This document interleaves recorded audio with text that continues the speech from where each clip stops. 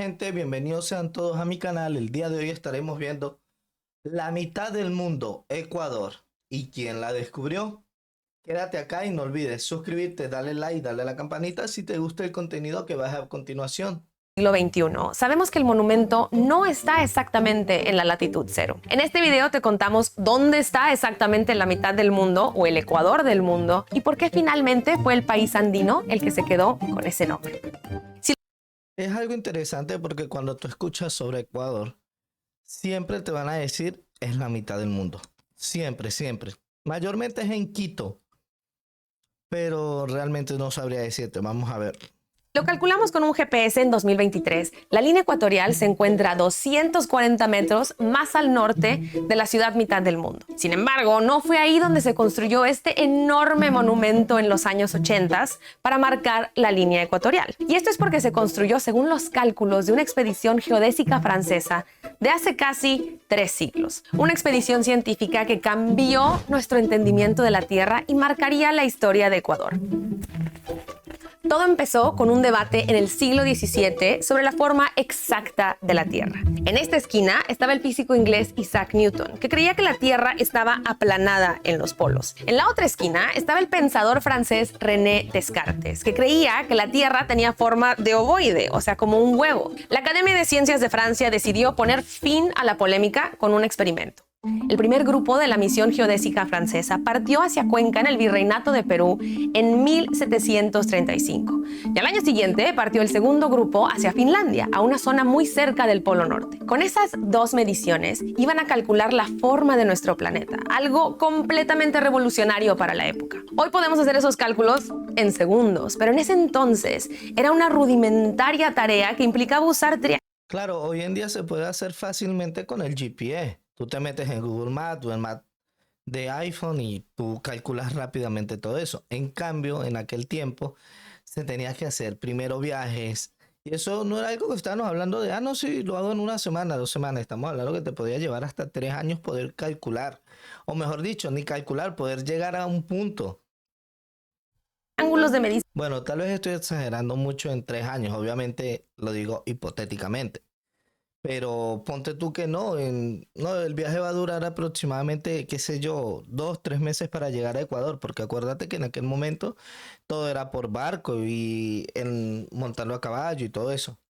A lo largo de cientos de metros y tomar medidas astronómicas. La expedición a la latitud cero tuvo que enfrentarse al Amazonas, los Andes, subir algunas de las cimas más altas del mundo como el volcán Cotopaxi y hasta enfrentar hostilidad de parte de los locales. Sin embargo, después de casi Claro, obvio, te vas a topar con hostilidad.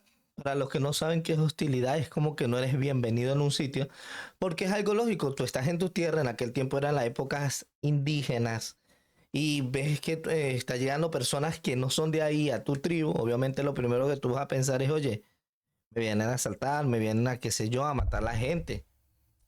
10 años le dieron la razón a Isaac Newton. La Tierra está más achatada en los polos y más abultada alrededor del centro, pues en el Ecuador. El problema es que la línea que trazaron no estaba precisamente en la latitud cero. Cuentan que los habitantes de la región que conocían las tierras les decían Fíjate qué interesante, yo por lo menos no tenía conocimiento de que habían líneas trazadas por todo. que estaba un poquito más al norte, pero los franceses confiaron más en su tecnología y ahí mismo se erigió el monumento. Pero hay quienes piensan que los franceses no fueron los primeros en descubrir el Ecuador en Ecuador. Resulta que los habitantes de esta región ya habían encontrado la mitad del mundo, incluso antes de que llegaran los españoles en el siglo XVI. Qué raro, es que eso es algo muy común. Estamos hablando como con lo de Cristóbal Colón, que llegó supuestamente a colonizar sitios que ya estaban con las personas. O sea, tú no puedes descubrir algo que ya está descubierto, marico. Es como que, sí, voy a, no sé, a Perú a descubrir a los peruanos. Es algo ilógico. Obviamente las personas, lo que me sorprende es que como las personas en aquel tiempo ya sabían que esa era la mitad del mundo. E incluso antes de la llegada de los incas, un siglo antes. ¿Cómo lo hicieron? Volteando a ver hacia arriba. Porque desde la línea ecuatorial se pueden ver todas las estrellas. Oye, fíjate que nunca se me había ocurrido por la mente eso. O sea, voltear a ver hasta arriba. O sea, como se lo dije ahorita, tenía la curiosidad, pero lo sacaron por las estrellas. Indígenas Quito-Caranqui, de los que hay registros de existencia desde el año 500, usaban este cerro al norte de Quito como mirador y como observatorio astronómico. De hecho, el nombre viene de Catiquilla, que significa el que sigue a la luna. Y lo importante de Catequilla es que es una montaña que está, eso sí, en latitud 00.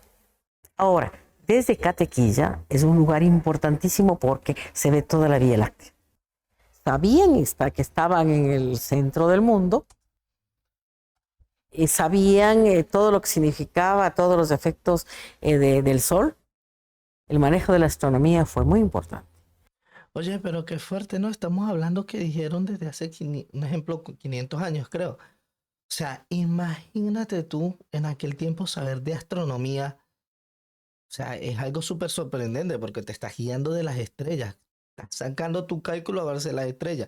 Mientras que los otros están usando bitácoras, esquemas, todo eso. Aquí simplemente se están guiando por medio de las estrellas.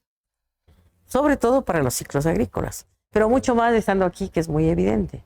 Entonces se dice que los incas venían acá al norte en busca del sol recto. Pero la pregunta del millón es si estos pueblos prehispánicos de verdad sabían que estaban en la mitad del mundo. El problema es que hay poca evidencia arqueológica de la época anterior a los incas, así que los expertos no se ponen de acuerdo si los pueblos prehispánicos sabían que estaban en la mitad del mundo o no. Pero a lo mejor la clave está en una pista lingüística del Safiki, una lengua precolonial que todavía habla un pequeño grupo de personas. En Safiki, Quizá significa mitad y To, mundo. Hay quienes creen que de ahí viene el nombre Quito. Y por eso muchos coinciden en que esta es una pista de que quizás los indígenas Quito-Caranqui sí sabían que estaban en la mitad. Es que debieron haberlo sabido porque estamos hablando de que estaban guiándose por las estrellas. O sea, estaban prácticamente estudiando astronomía. Y obviamente ya deberían haber sabido todo eso. Y por eso tal vez le pusieron Quito, como lo dice ahí, Quizá, mitad, todo, mundo. Entonces, Quito es mitad mundo. En todo caso, lo que defienden muchos científicos es que para establecer dónde está la mitad del mundo no podemos hablar de puntos o líneas exactas. Hay que recordar que la mitad del mundo es una línea imaginaria. Así que no debemos de hablar de un espacio milimétrico, sino de una franja. Imagínate una cuerda amarrada alrededor de la Tierra. En esta franja, que los expertos calculan que es de unos 5 kilómetros, hay monumentos y museos a lo ancho de nuestro planeta en los 11 países que atraviesa el Ecuador. Y en el propio Ecuador también hay otros lugares que han erigido monumentos a la mitad del mundo. Pero entonces, ¿por qué Ecuador es la tierra del Ecuador? ¿Y por qué adoptó ese nombre? La respuesta está en el contexto político en el que llegaron los franceses a medir la mitad del mundo. La misión ocurrió unas décadas antes del primer grito de la independencia de Quito, en 1809. De la independencia cuando Simón Bolívar, obviamente libertador, y libertó a Quito. Una época en la que se conformaban las naciones de América Latina como las conocemos hoy. Y el nombre que los investigadores le dieron a esta región los hacía especiales y distintos a sus vecinos de Perú o de Colombia y a todos los otros países que también son atravesados por esta línea imaginaria. Tanto así que después de llamarse la República de Quito, este país cambió su nombre a lo que conocemos hoy, la tierra del Ecuador en la mitad del mundo. Por mencionar otros monumentos. Oye, súper buenísimo. Espero que les haya gustado el video. O sea, imagínate tú, yo no sabía que se llamaba la República del Ecuador, porque tengo entendido que está la República de Venezuela, que todavía se mantiene. Colombia ya no se llama la República de Colombia. Y el Ecuador, pues imagínate haberse cambiado República del Ecuador y se adoptó simplemente el Ecuador. O sea, súper interesante. Y bueno, chicos, recuerden, no olviden suscribirse, darle me gusta y activar la campanita para recibir la notificación cuando suba más videos. Nos estamos viendo. Hoy viajamos lejos, pero el mapa sigue abierto. ¿Hasta dónde llegaremos? Acompáñame en los próximos episodios.